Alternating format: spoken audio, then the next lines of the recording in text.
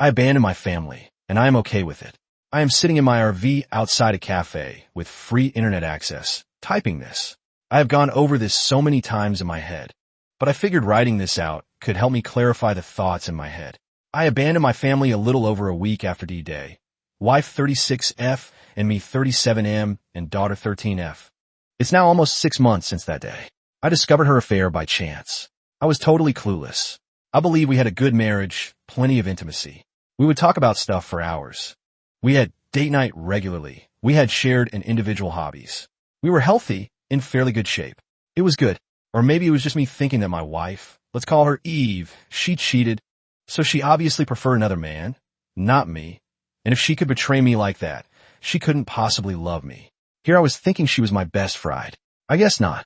In hindsight, I could see that I probably saw things through rose-tinted glasses. I actually believed that my family cared about me. I believed I was loved. I was the fool, I guess. I came home late from work. There was a safety training seminar I had to attend. She was sleeping on the sofa, and a message with some emojis popped up on her phone, emojis like I would use when I message her WTF. I snooped, and I found out what had been going on for at least 5 months. I knew the AP, let's call him Adam. He was a work college of hers. I had even been to a barbecue at his house and met his family. He was married and had 3 children, the youngest just 2 years old. While reading the messages, something just snapped in my head. It fundamentally changed me. Over the course of reading their messages, I went from loving Eve more than anything to hating her, to just going blank. Not just about her, but everything totally numb. I took pictures of the messages and went to bed. I didn't sleep at all. I just stared at the ceiling. Eve was pissed the next day that I went to bed without waking her up. She complained about neck pain from sleeping on the couch all night. I wasn't really listening. I just remember thinking how everything was muffled, as if someone had turned down the volume on the world. I was kind of surprised about how little I cared. I felt practically nothing. I should be angry. Right during breakfast, I didn't say a single word. My wife and daughter chatted away. They didn't seem to notice anything different about me, or even acknowledge me. But I definitely didn't feel like myself. I felt like I was someone new, someone I didn't know or understand, wearing a suit of the old me. I went through all the daily motions. I went to work, did all the normal stuff. The only difference is I sort of stopped talking. Sadly, I realized that nobody seemed to even notice. It's like I wasn't even there. I started to understand that Eve and my daughter didn't really love me. I was in a house with them, but unless they wanted something from me, they didn't really interact. They talked at me. Not with me, if that makes sense. I would get these pangs of pain. They would come and go. Sometimes they would overwhelm me completely. I was not okay. I walked around like this for 5 days before Eve asked me if something was wrong. During dinner, I had maybe uttered 3 words in total to her and my daughter in that period. I didn't even answer her question. I just made AM okay, don't know, face, then continued eating. She seemed okay with that. The next day, I didn't go to work. I worked for the local power company. I fixed power lines and such. I packed up some random stuff, plus my camping hunting gear. I didn't really have a plan. I put it in my car and walked around the neighborhood for a while. I ended up at the kitchen table, waiting for the wife to come home. She came home with a few bags of groceries. She immediately started talking about her day while unpacking. I just sat at the kitchen table in pain. She didn't even look at me apart from one glance. As she entered the kitchen, daughter popped in and did the same. Their backs were turned to me, and they talked about some trivial crap on sale. I have never felt so rejected, unappreciated, so alone. I felt totally invisible, like I wasn't there, or that I wasn't worth acknowledging. I was thinking back on our lives, and all I could see was that they didn't care about me at all. They probably never did. I was an accessory to their life. I just didn't matter to them. I was a convenient and useful prop. I was hit with a wave of pain. I cried. Still they didn't notice. So I got angry, very angry. I had a glass of water in front of me. I stood up and threw it hard at the tiles over the sink. It just exploded. Glass shards rained over everything. They both turned around, angry with the age. They froze, unsure what to do when they saw my contorted, tear-soaked face. It was uncomfortably quiet for a long while before I spoke. Eve, I know all about your cheating with Adam. I was surprised how clear it came out, since I was clenching my jaw so hard it hurt. My daughter looked at Eve. What is that true? Mom? Eve started to try to explain. She briefly glanced at me and said, sorry, I can explain. Then she turned back to our daughter and they started arguing again. It was like I was invisible or something. Hello, glass thrower here. After a few minutes watching their increasingly heated argument, I just walked out and got in my car. I looked at them again through the window, still arguing in the kitchen. They didn't even notice I had left. I sat there for a few more minutes before I gave up and just drove off. It took maybe 15 minutes before Eve tried to call me, then call after call after call, then a flood of texts from both of them. I just ignored it and eventually turned the phone off. The next day, I took half of our money out and called my boss.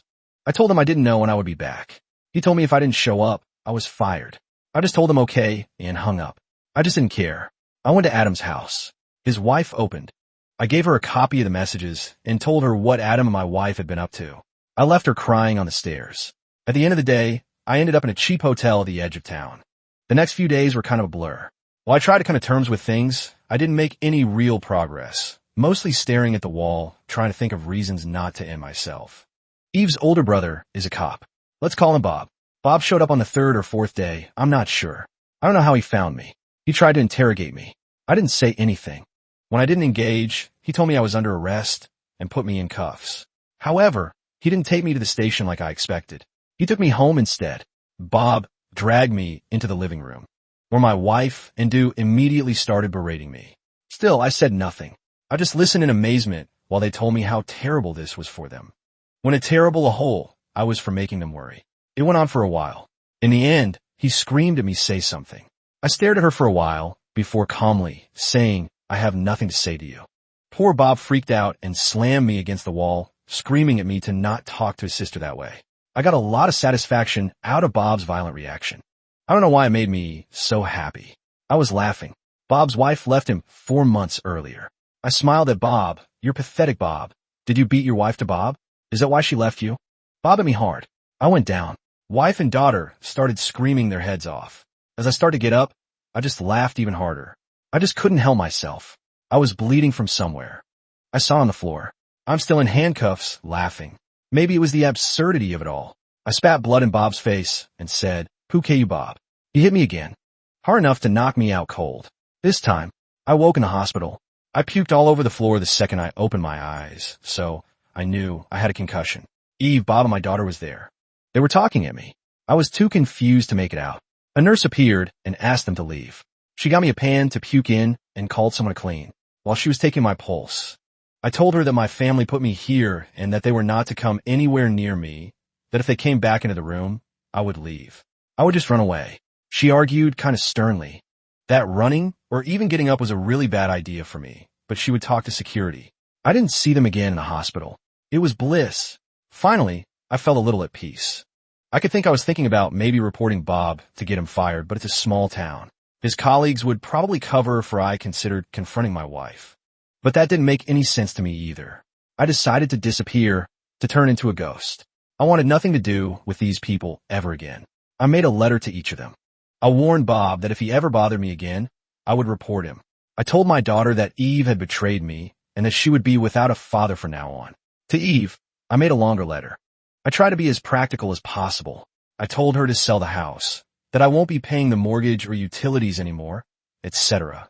I told her reconciliation or even contact was impossible, especially after she had sent her brother to drag me back and beat me senseless in front of them. I explained that I won't do anything for her ever again. So if she wants a divorce, she will have to arrange it. I told her I will disappear and I don't want to be found, that if she interferes with my life again, I will simply end myself, that we will never speak again. I ended it with how much she had hurt me. I really regret giving her that last sentence. It's like I let her steal a little bit more of me, like I let her give me a little more pain. In the hospital, I made a plan on how I could disappear. Eve gave the hospital some fresh clothes that they forwarded to me. Then one evening, I just went out the rear fire escape. I triggered some kind of alarm. I was panicking a bit, but thankfully no one stopped me. I got back to the hotel to pick up my car. I traded it with a small RV and set off. I got a new phone. The only person I called was my father. I told him everything and told him if he gave my new number to anyone, I would become totally unreachable forever. He could call me if he needed to reach me. If I needed to sign something other than that, I wanted to be left alone. For the first few months, I grieved the loss of my old life.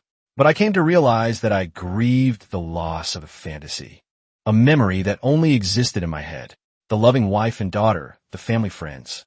It was all just an illusion in my head. These people never really cared for me. Over time, I started to rebuild a sort of life, only this time I was a total ghost. I ghosted all of society. Now I'm only up a box. I run a safety deposit box to keep valuables in cash. I do odd jobs for money. I hunt and fish and scavenge. My money consumption is insignificant, so my cash reserves are actually growing. I don't pay taxes. I don't have a bank account. When people ask my name, I answer people call me Fred. It's not my name. I go out of my way to not contribute to society or anything else for that matter. I am still invisible. Like I was in my family.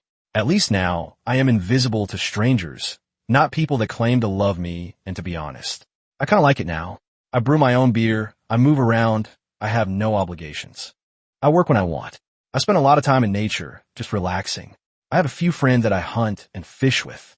I am in amazing shape, the best shape of my life. Actually, all in all, my life is getting better. At least now no one is using me for nothing but their own benefit while pretending they care about me. I don't know what happened to my wife and daughter or my old friends, or the rest of the family. I don't know if I'm divorced now, or if I owe child support. I don't know what happened to the house. I don't really care. My father has tried to give me information a few times, but I shut that down hard. He is the only one I speak to occasionally. For my old life, I feel free, relaxed, content, I could say happy. Even I don't have much, but I don't need much. When I get to the end of the line, I will sell everything and burn the rest of my money. I will make sure there is nothing of value left. Nothing left to remember me by. Then I will walk into a national park without no one ever knowing and disappear forever. Sometimes I go to shopping malls, train or bus stations, and just observe the people there. I see them, all the men like I used to be, the men that are sacrificing themselves to a society, in families that don't give an asset about them, men that work themselves to death without any recognition or gratitude from anyone. They're guilt-tripped, pressured, and pushed to always make more. Sacrifice more and more, pointless nonsense, brand clothes, bigger house, more this, more that, never even getting a thank you, no form of gratitude or appreciation, in most cases, not even a smile. They try to fool themselves, just like I was, refusing to recognize reality. But I see it in them, just like I used to. Deep down, they know I recognize their empty million-mile stare. I used to have the same one. This felt nice to get on my chest. Thank you for listening. Mini update. I abandoned my family, and I am okay with it. First, thank you everyone for all your feedback and comments. I am afraid I will not be able to respond to everyone. There is just too much for me to be able to cover. So many sad stories on PM. A lot of comments and criticism. Much of it justified. I won't be able to read all of it. As I was reading yesterday, I was starting to experience something similar to the day I tried to confront Eve. The world got muffled, feeling disconnected, etc. In short, I was not feeling well. I felt I needed to log off. I called a hunting friend and asked if he could come over. We talked on the phone until he arrived, and the first thing he did was to confiscate all my ammunition, so he was pretty worried. I guess. He called my dad and stayed with me until he arrived. I have moved to a different city, so that took over 4 hours. We talked and discussed many of the comments that I found distressful. I can't really remember any details. It's kind of fussy. Long story short, Dad arrived, and he took me to see a doctor. As a result, I have been committed to a psychiatric facility. The doctors suspect that I suffer from emotional and psychological trauma, probably depression as well.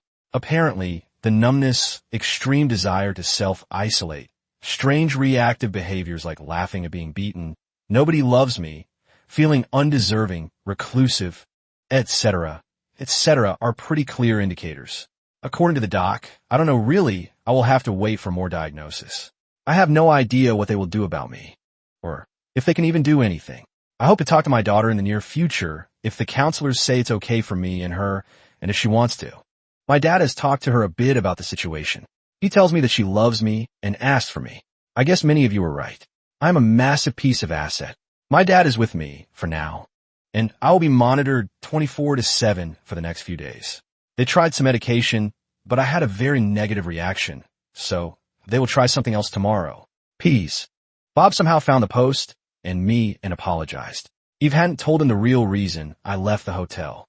She had just told him about the glass in the wall, leaving the rest out. Bob told me he had informed his superiors what he had done when he found out. According to him, everyone that should be has been informed. He was suspended in order to undergo anger management training. If I submit a complaint, he will be dismissed. He has prepared a full written confession and all the paperwork for me. If I choose to do so, all I need to do is read it, and if I agree to sign it. If I choose not to move forward with that, he He will be allowed to continue his work with pay cut and a demotion. But I don't know what to do. I think I will just focus on me for now. I feel kind of broken and lost at the moment, so I need to figure that out first. I don't know anything at the moment, TBH. I felt I needed to make an update to thank everyone you helped me accept that I needed to seek help. Maybe I will post an update in the future. Thank you again. Update 2. I abandoned my family and I am okay with it. I guess this is kind of positive update. Thank you everyone that has reached out. Sorry I haven't gotten back to all of you. There are just too many for me to respond to. I have tried, but I have had limited access over the last week. The hospital took away my internet access since it caused me quite a lot of distress to read some of the comments. I was very unstable in the beginning. Anyway, I'm out. Since Friday morning. I've been getting a lot of therapy and I'm doing much better. I have daily treatment, but I no longer need to be committed. I suffer the after effect of emotional trauma and have mild PTSD. My behavior has naturally been off as a result of this. I have been in intensive therapy and I am getting some medication. I only take the pills now and again. At this stage, if I feel overwhelmed, I still get these waves of pain that hits me where the world goes numb, but it's less frequent. Some of my behavior, especially the isolation, probably made things even worse for me. I have talked a lot to my daughter. She tells me she has forgiven me. She never meant to make me feel unappreciated. She loves me. The first few days I didn't actually believe her. But once I got some perspective, I realized this doubt was all on me. I have apologized more times than I can count. She started telling me to stop apologizing. Actually, she has moved away from her mother and is living with my brother and his family. At the moment, she gets along really well with his kids, and my brother has told us that she can stay for as long as she wants. I am in no condition to be a full-time parent at the moment, so for now she will stay with them. My brother has arranged therapy for her, and I will do my best to be the best father I can be from now on. My wife, Eve, has also moved out of the house and is living with her parents. My father has been paying the mortgage for me without me knowing, so the house isn't sold yet. I'm not looking forward to going back there to all the memories. I have decided to sell the house and downsize to a tiny home and live a life closer to nature with less stress. I will try to rent or buy a plot of land and live as simply as possible, at least for a while. My daughter loves this idea and has been researching tiny homes like a pro. Adam the app is trying to reconcile with his wife and has cut Eve off completely. Eve has been to my dad's house almost weekly, begging for him to contact me and let her talk to me. If what her mother tells me is correct, Eve lost her job and is in a terrible way. Verily, leaving her room at her parents' house. She is shunned by pretty much everyone according to her mom. I have found a lawyer today and will start divorce proceedings ASAP. I bought a whole case of my hunting buddy's favorite whiskey and spent Saturday night there thanking him. He's a true friend. He probably saved my life. My wife's affair completely broke me and my family. I was so broken I couldn't even see it myself. It was actually all the harsh comments here on Reddit that got me to accept that something was seriously wrong with me. I would not have asked for help if I wasn't pushed to a point where I started to break down. Up until then, I was sort of holding my together by convincing myself that I was doing better. But truth is I was hanging on by the tiniest of threads. So once again, thank you everyone. And I forgot to tell you about Bob. I have called Bob employer today and pleaded Bob's case that he continues as a cop. Bob visited me on Thursday. He had prepared all the paperwork for me to file a complaint against him. He made no excuses. He admitted his behavior was completely out of line. He apologized for losing his cool and that it was entirely his fault. He pushed me pretty hard to file against him, actually, but I have been thinking about him. I have seen him throw himself in the path of a punch to protect an old woman being attacked. I know a lot of his colleagues, and they always talk about how he will always go that extra mile to help someone. I found out why his wife divorced him as well. Bob doesn't make much, but he donates 10% of his salary and volunteers 3 days a week to help the homeless. Apparently, his ex found this to be unbearable. Bob refused to stop helping, so she divorced him. Bob is a good man. He lost control one time. I lost my way for over 6 months. I am happy to take a beating to make sure a man like him can continue to do good. He took me to see the homeless people he helps today after I insisted, and he needs to keep doing what he is doing. Update 4-month update. I abandoned my family, and I am okay with it. Firstly, thank you. I still get a lot of support via PM from here. You guys are amazing. I've gotten a lot of therapy, and I'm fairly stable. My daughter is doing well. I am, however, a different person now. I have a hard time trusting people apart from my daughter. I prefer solitude, and I have a very low public profile in general. I don't know if I would say something is broken inside me. I guess you could say I'm broken compared to who I used to be, but I'm not unhappy. I am perfectly okay as a partial owner. I'm just different now. I guess the house is sold, and I bought a tiny home where me and my daughter lives. It's not a tiny home like you see on TV. It has 2 separate bedrooms and a combined living room kitchen. It's in a secluded location on a forested hillside, and it has a porch outside as big as the house and a wonderful view. I absolutely love the tranquility and the close proximity to nature in our new home. I am divorced, or almost divorced. It's just waiting for the formalities now. Expected time frame is 3 months. STBXW has been begging me a lot for a second chance, almost daily, but she has not demanded anything from me. She doesn't try to excuse herself. She owned her affair. We used mediation, and she has given me everything, basically all our assets, plus full custody. The only thing she has asked for is to be allowed to visit often so she could try to repair her relationship with our daughter. She has offered to cook and clean as well. But I don't want to feel like I owe her anything. I will keep the household operational. It's tiny anyway, and I need some chores for my daughter.